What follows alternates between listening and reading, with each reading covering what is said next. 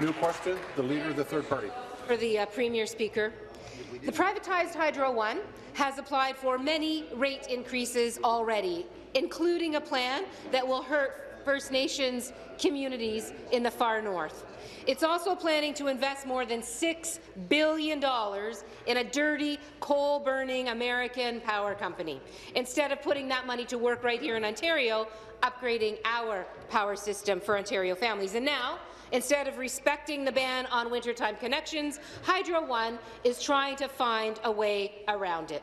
Why is this Premier still defending this private, for-profit company that so clearly is not working in the best interests of families and businesses in Ontario?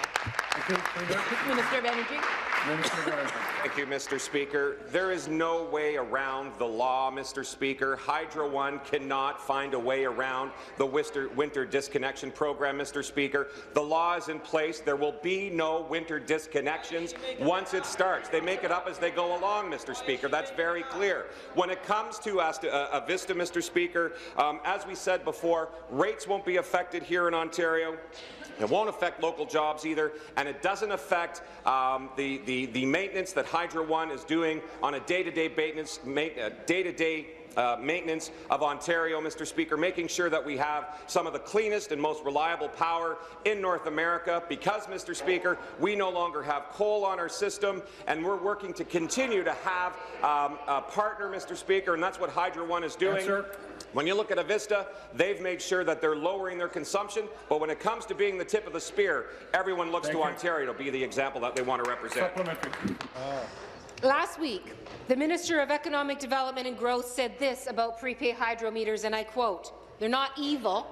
There's nothing that affects vulnerable people in any way about this."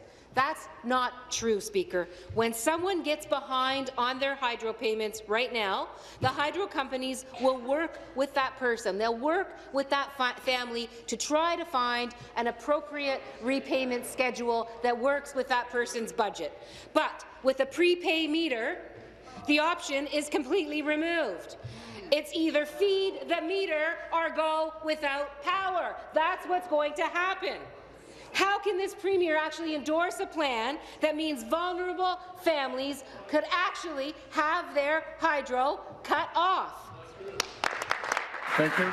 Minister.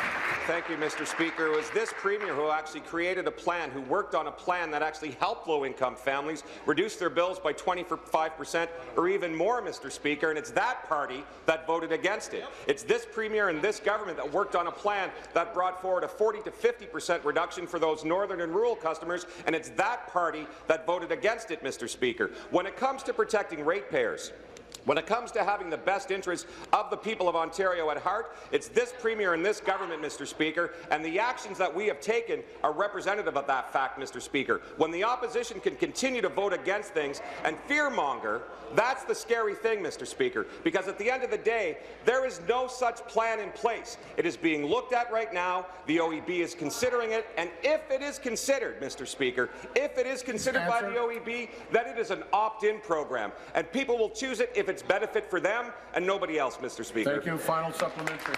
Speaker, prepay meters are also extremely expensive to install. This Liberal government has already wasted millions on not-so-smart meters. I can't understand why they would want to repeat that unfortunate incident again.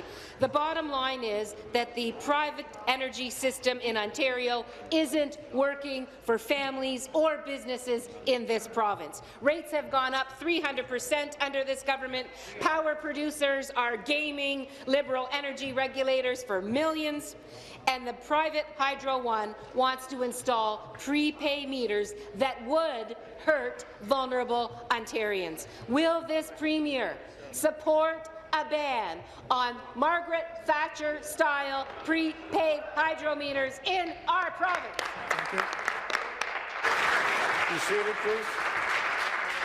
Be seated, please. Thank you. Minister. That sure is. Thank you, Mr. Speaker.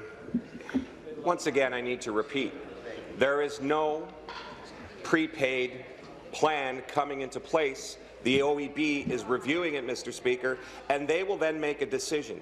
If the decision of the OEB, Mr. Speaker, is to allow this to move forward.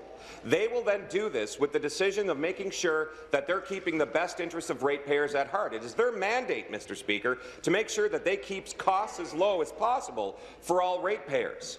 And if they do decide to do this, Mr. Speaker, and that's our quasi-judicial organization that makes sure that they look at the impacts that this will have on ratepayers, if they make that decision, then it is still the customer's choice, Mr. Speaker. If this is something that they want to do, there is no backroom movement, Mr. Speaker, like the NDP constantly say will happen. This is a plan that people will have an opportunity to choose to do if it actually gets approved and moved forward by the OEB, Mr. Speaker. There still is nothing moving forward on.